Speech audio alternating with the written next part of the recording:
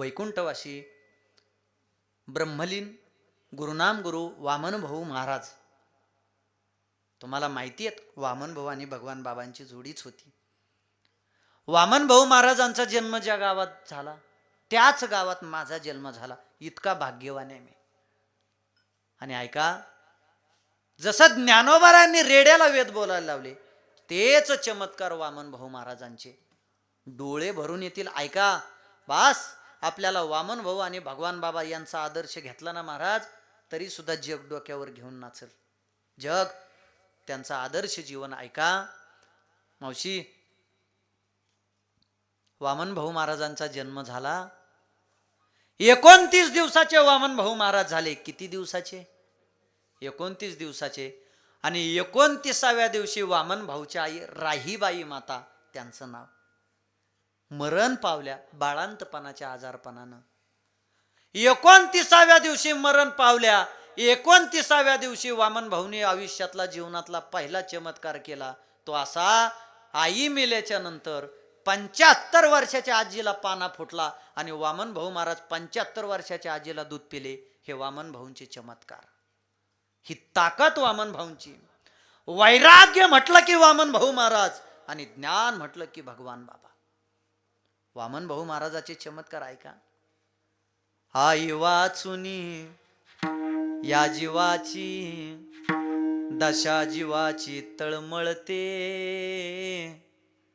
खरी आईची माया ज्याला आई नाही त्याला कळते. अरे खरी आईची माया ज्याला आई नाही त्याला कळते. माझ्या वामन भाऊ महाराजांच्या आई मरण पावल्या बर का. ऐका. आणि राहीबाई मातेनं प्राण सोडला. तिथून पुढे वामन भाऊ महाराज हळूहळू मोठे झाले. मोठे झाल्याच्या नंतर वामन भाऊ महाराज शाळेत जायला लागले. ते सावध झाले होते बर का, अभंग धरून सांगतो. शाळेत जायला लागले. वामन भाऊ महाराज पहिलीच्या वर्गात बसले आणि त्यांना मुस्लिम धर्माचे शिक्षक होते शिकायला. एक वेळेस वामन भाऊ महाराजाला शाळेतल्या सगळ्या विद्यार्थ्यांना पुढं बसवलं आणि मुस्लिम धर्माचे शिक्षक प्रत्येकाला विचारायचे, बाळ्या तू मोठा झाल्याच्या नंतर तुला काय व्हायचंय? त्यावेळेस तो उठायचा, म्हणायचा, भाऊ गुरुजी मी मोठा झाल्याच्या नंतर मला पोलीस व्हायचंय. दुसऱ्याला उठवलं, बंडू तू मोठा झाल्याच्या नंतर तुला कोण व्हायचंय? तो बंडू म्हणायचा, गुरुजी मी मोठा झाल्याच्या नंतर मला वकील व्हायचंय. तिसऱ्याला उठवलं, पांडुरंग तू मोठा झाल्याच्या नंतर तुला कोण व्हायचंय? पांडुरंग म्हणायचा, गुरुजी मी मोठा झाल्याच्या नंतर मी तुमच्यासारखा शिक्षक होणार. आणि शेवटी वामन भाऊ महाराजाला उठवलं, वामना तू मोठा झाल्याच्या नंतर तुला काय व्हायचंय? वामन भाऊनी म्हणावं, गुरुजी मी मोठा झाल्याच्या नंतर पताका खांद्यावरती घेणार, आळंदी पंढरीची वारी करणार आणि माझा भरकटलेला समाज, वाम मार्गाला लागलेला समाज परमार्थ मार्गाला लावणार. हे वामन भाऊचे विचार होते. मुस्लिम धर्माचा शिक्षक सुद्धा 2 पायावर खाली टेकला आणि अल्लाला हात जोडले, अल्लाह असा पुत्र पोटी येण्यासाठी काय पुण्य करावं लागत असेल. हे वामन भाऊचे चमत्कार. माझे वामन भाऊ महाराज हळूहळू मोठे झाले आणि बंकट स्वामी यांना गुरु मानलं. त्यांनी बंकट स्वामीकडे शिक्षण घेतलं. आळंदीला सद्गुरू जोग महाराज वारकरी शिक्षण संस्था सोडली. वामन भाऊ महाराज गहिनीनाथ गडावरती आले आणि तिथं आल्याच्या नंतर ऐका, वामन भाऊचे चमत्कार तुमच्या डोळ्यातून अश्रू आणतील. याच्यानंतर मला भगवान बाबा सांगायचे का. वामन भाऊ मोठे होते आणि भगवान बाबा वामन भाऊपेक्षा वयानं थोडे कमी होते. तुम्हाला ही अशी लिंक लावून देतो, ऐका माता माऊल्यांनो. गहिनीनाथ गड ते पंढरपूर पर्यंत वारी निघायची, आषाढी वारी. आमचा परिसर असा आहे, लोक जेवढे मरणाला यमाला जेवढे भेट नाहीत ना, तेवढे लोक आजही वामन भाऊ महाराजाला भेटतात. वामन भाऊ महाराजाला का भेटतात सांगू का तुम्हाला? बंदुकीतली गोळी सुटल्याच्या नंतर जशी मागं येत नाही, तसा वामन भाऊच्या मुखातून सुटलेला शब्द खरा होत होता, तो खोटा होत नव्हता. सहज जरी वामन भाऊ महाराज बोलून घेतले गेले तरी सुद्धा ते शब्द खरे व्हायचे. वाचा सिद्धी असायची वामन भाऊला. वामन भाऊंचा पालखी सोहळा पंढरपूरकडे निघाला आणि जामखेड तालुक्यात एक येवलवाडी म्हणून आहे. वामन भाऊ भगवान बाबाचा आदर्श का घ्यायचा? ऐका. त्या येवलवाडीत गावात वामन भाऊ महाराज गेले आणि तिथं गेल्याच्या नंतर वारकरी होते. गावकऱ्याला म्हणले, माझ्या वारकऱ्याला आता संध्याकाळचं जेवण करायचंय, म्हणले मला मिरच्या द्या थोडं, आमटीला आम्हाला मिरच्या नाहीता, म्हणले मिरच्या कमी पडल्या, आता मिरच्या द्या. मिरच्या कळतात ना तुम्हाला? मिरच्या, हा, मिरच्या कोणत्या? मी भाजीच्या म्हणतो. आपण मोठे झाल्यावर शेजारच्या लागतात त्या मिरच्या नाही म्हणत मी, भाजीला लागतात त्या मिरच्या. वामन भाऊ महाराज म्हटले, आमच्या वारकऱ्याला भाजी करायची, मिरच्या द्या. त्या गावातले लोक म्हणले, हा तुमच्यासाठीच मिरच्या लावल्या का आम्ही शेतात? आम्ही आमचं प्रपंच लेकरं बाळ बघायचे का? तुमचे वारकरी बघायचे का? तुम्हाला द्यायच्या मिरच्या? आम्ही काय करायचं? आमची उपजीविका कशावरती भागवायची? मिरच्या वगैरे काही भेटत नसतं आमच्या गाववाल्याकडून. वामन भाऊ महाराज म्हणले, बघा बरं का, माझ्या वारकऱ्याला जर मिरची खायला भेटली नाही तर तुम्हाला सुद्धा मिळायची नाही. वामन भाऊ महाराज जाऊन अनेक वर्षे झाले. आजही त्या गावामध्ये मिरचीचं झाड कमरा इतकं होतंय, फुल येतंय आणि मिरचीचं झाड जळून जातंय. अजूनच्या गावात मिरची पिकली नाही. ही वाचा सिद्धी वामन भाऊ महाराजाचा.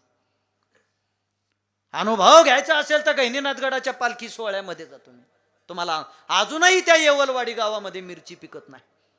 तिथून पुढे वामन भाऊ महाराज गेले. आरणजवळ सावताबाबांचा आरणच्या अलीकडे एक गाव आहे.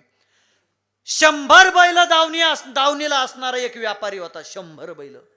वामन भाऊच्या तांग्याचा बैल थोडा म्हातारा होता. एक तांगा फासला. त्या म्हाताऱ्या बैलाला तांगा ओढत नव्हता. वामन भाऊ महाराज गेले, ओ पाटील, मला एक बैल द्या म्हटले तुमचा. माझ्या तांग्याचा एक बैल म्हातारा आहे, तांगा ओढायचा आहे, त्याला ओढत नाही.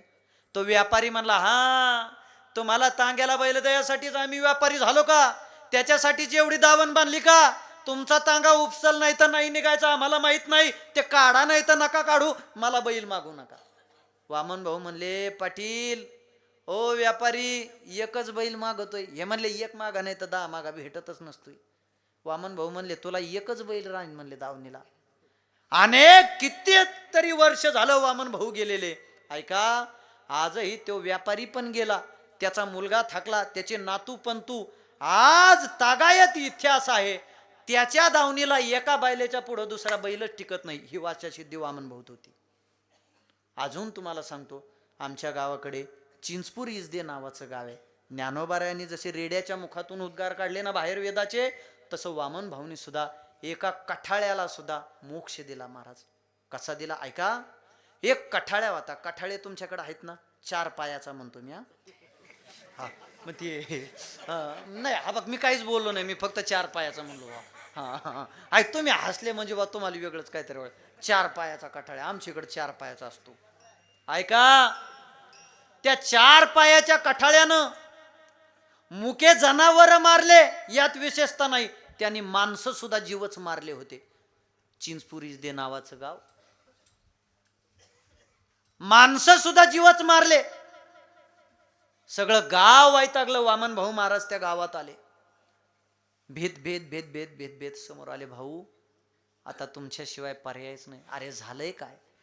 भाऊ ऐका ना, या कठाळ्यानं आमचे जनावर तर मारले, पण भाऊ माणसं सुद्धा गावातले मारले, बाहेर सुद्धा निघणं व्हायना. वामन भाऊ महाराज म्हणले, 2 पायाच्या कठाळ्याने माळी नाही घातल्याच्या नंतर 4 पायाचे कठाळे येड्यावानी करायचे नाहीत, काय करते? हा, समोर बैल होता उभा तो कठाळ्या.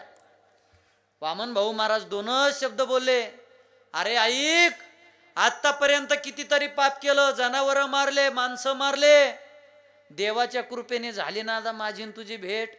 चल सोडून दे हे सगळं आणि चल माझ्या बरोबर गडावर.